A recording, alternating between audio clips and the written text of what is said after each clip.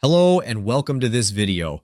Today I'll guide you through a step-by-step tutorial on how to connect MailerLite to Shopify. It's easy to get started, and if you'd like to follow along, there's a link in the description below. You can use it to sign up for a free trial or quickly log into your account.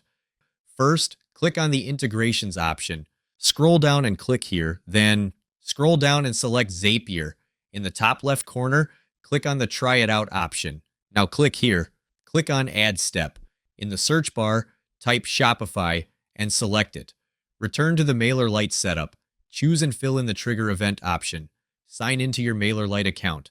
Complete the test option. Go to the Shopify setup. Select and fill in the Action Event option.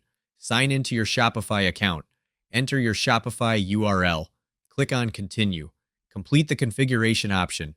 Complete the test option. Click on the Publish option, and you're done.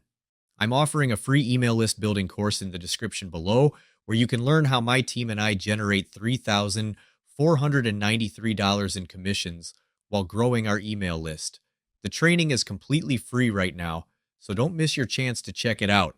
Thanks for watching.